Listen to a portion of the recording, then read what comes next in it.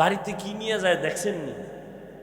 বিশাল একটা বেলুন কিনছে, বেলুন প্লাস্টিকের মাছ।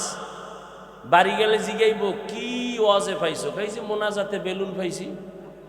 আপনি হাসেন, ওরে জুতো দিয়ে বাইরে এলো তো মনের ঝাল মিটে না। কেন আসছো?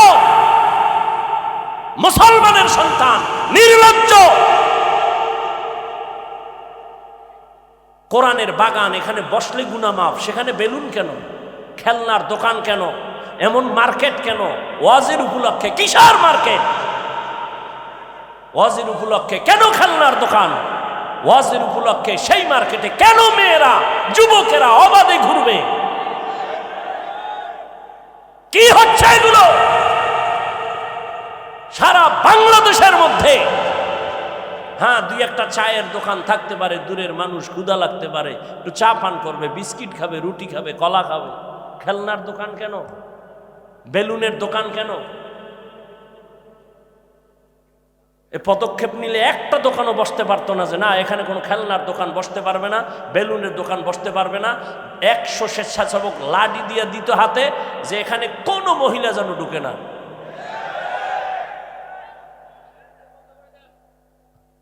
কি ওয়াজ বন্ধ? আল্লাহ হেদায়াত দান করুন। বেলুন বেলুন লাইন দিয়ে বেলুন কিনে, প্লাস্টিকের মাছ কিনে, ওখানে জাহান্নামের আযাব আর এখানে বেহেশতের বাগান। কি আজীব এক অবস্থা। ওই বয়ে বয়ে কত নিতে বুট খায়, কুটকুট করে কামড় দেয় আর এখানে আওয়াজ হইতেছে। তুমি 2 ঘন্টা না খাইলে মরবা, বুট খাইলে পেট ভরবে। খাওয়ার জন্য দোকান আছে, এখানে আসছো কেন? সেখানে যাও।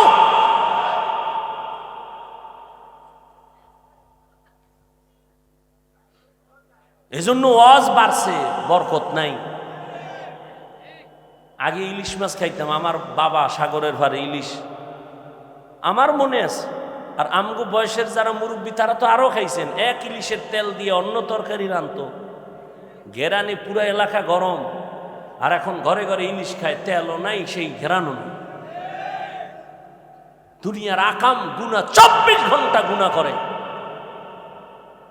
চেহারার দিকে তাকাইলে নূর নাই। সে তো মনে করতেছে আমি তো খুব নাদুস নুদুস এক সুদর্শন সুপুরুষ।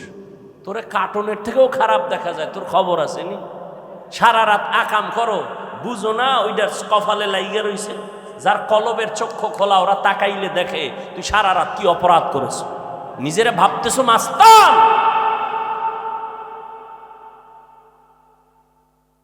আল্লাহ না করুক তুই যদি এখন মরো, বুঝাবার জন্য বলছি, যুবককে বলছি, মুরব্বী না, মরো। তুই জানো নি তোর মা খুশি হবে মনে মনে, তোর বাবা খুশি হবে জানো কেন? কই যে এই ছেলেটার চরিত্র এত খারাপ যে ওর কারণে মানুষের সামনে মুখ দেখাইতে পারিনি। তাহলে তুই 25 বছর 30 বছরে কি অর্জন করছো? মা বাবার বরদোয়া, শিক্ষকের বরদোয়া, আলেম ওলামার বরদোয়া, এই তোর জীবন।